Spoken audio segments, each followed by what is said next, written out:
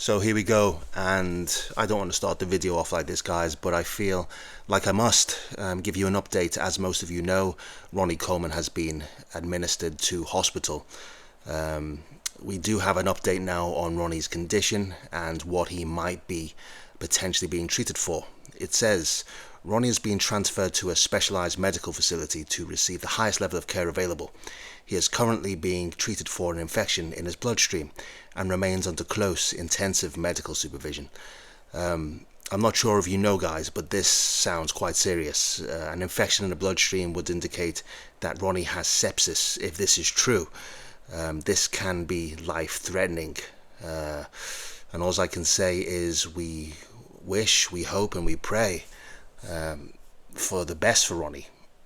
And even though I don't know Ronnie personally, guys, he wasn't just the greatest of all time when it came to bodybuilding, but as a human being, I've never met anyone that said a bad word about Ronnie. He was always there for people, always uplifted people. Even when he retired, guys, his retirement message was not about him, it was about people. He just seemed like a decent, genuine human being, and that's what we want to be remembered for, not necessarily the greatest bodybuilder of all time, but how we were as human beings. Guys, as a bodybuilder, nobody even came close to Ronnie Coleman. Phil Heath is my favourite bodybuilder of all time, but when we compare him to Ronnie Coleman, if we compare Yates, if we compare Haney, if we compare Heath, none of them match Ronnie's size, Ronnie's density, Ronnie's symmetry, his structure. Ronnie Coleman is the GOAT, guys. As a bodybuilder, how he trained, everything about him, he's the finished package. He's an amazing human being. He loves people. He wants the best for people. And this is why people care. Just go on the YouTube comments on his Instagram and you'll just see the constant, continual flow of love for Ronnie Coleman. I hope he's around for many more years. And I know you do too. So what I would say is, if you pray, keep him in your prayers and in your thoughts. It's a shame, but I'm sure he's a fighter and he will get through this. In other news, guys, we have another update from Nick Walker, who, for me, 15 weeks out, guys, is looking freaking insane. The bald head, he's got to keep it. What do you think? Hair or no hair? Guys, look at the abdominals. I think, even though his waist isn't the smallest, he looks imposing. It just adds to the freakiness, guys, and I'm going to tell you why he will be the next Mr. Olympia. Look at him compared to Derek. Derek has just beaten Samson Dauda. He beat him because he was more conditioned, guys. He didn't beat him because he was bigger or he had a better silhouette. But Nick Walker is a different animal, and we all know that he was robbed at Pittsburgh. Two things that Nick has over Derek. He's bigger, much bigger, guys. Look at the side chest. So he's bigger. Now the structure, I believe Derek is just as good, if not better. So structurally, guys, Nick Walker is limited, but that is not his strength.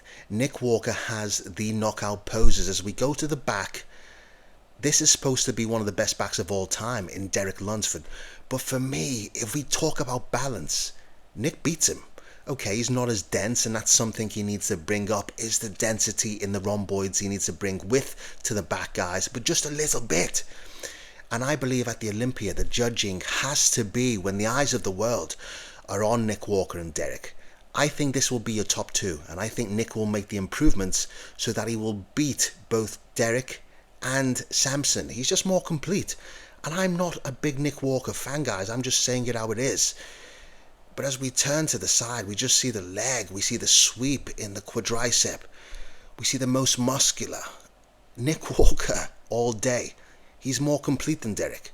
He has to win Olympia. I can't see Derek, and I can't see Samson coming in shape. If Samson does come in shape and he comes conditioned, Nick's got problems. But we've never seen Samson come in shape, guys. So for me, if Nick comes 100%, he wins the Olympia. What do you think, guys? Can Samson or Derek? I know Samson's beat him, but he was gifted. I want to know what you think. Let me know in the comments. And last but not least, guys, we have yet another show coming up. It is the Portugal Pro, which will take place this Sunday. It's a two-horse race, and we will get to see yet another look at the mighty Neckzilla. Okay, guys, let's stop calling him Neckzilla now. Let's just call him Godzilla. because he's more than just a neck. He's more than just those massive legs. Look at the upper body. If you don't think that he's filling out the upper body and we're now seeing finally a bodybuilder, then you're deluded. Tell me what you think, guys. Is this guy overrated? Is he underrated? The side shots for me, and I've said this before, they are some of the best shots in the world. The obliques, the abdominals, the freakish legs. Yes, he needs work on the back. But guys, it's going to be interesting. Every time I see him, I think he's improved. He needs to bring the conditioning in because he's going to be coming against Nathan Asha, who always brings the condition. But let me tell you now, guys, if Nathan Asha thinks that he can just turn up and get an easy win against Neckzilla, it's not going to happen. And I can tell you now, if it was a 2019 version of Nathan Asha, as we're seeing here at the British Grand Prix, Nathan was incredible, guys. And let's not be honest, whether you like him or you don't, Nathan had everything. Nathan had the proportions. Nathan had the density. He had the conditioning. He had the size. But I'll be honest, this is not the same Nathan that we're seeing in 2025. It's a weakened, diminished Nathan, and I think Nathan Asha is finished. The problem is for Nathan is that Nathan stopped improving about 5 years ago, and he still thinks he's a top 3 guy. This is why he's such a sore loser. So when he comes up against Neckzilla at Portugal, and I think Neckzilla will win, the only thing that Nathan has on someone like Neckzilla are 2 things: maturity and conditioning. But guys, Neckzilla has been getting better and better since Dubai, and this is going to be the best version of Rubiel. Guys, Rubiel's about to break some hearts, some English hearts, mine and Nathan Asha's more so. So let me know what you think. Can the old man Nathan Asha beat the young gun, the young bull in Neckzilla? Or are we going to see simply Neckzilla blow Nathan out of the water? Let me know what you think, and if you haven't left a comment, leave one. If you haven't subscribed, subscribe, and I'll see you soon.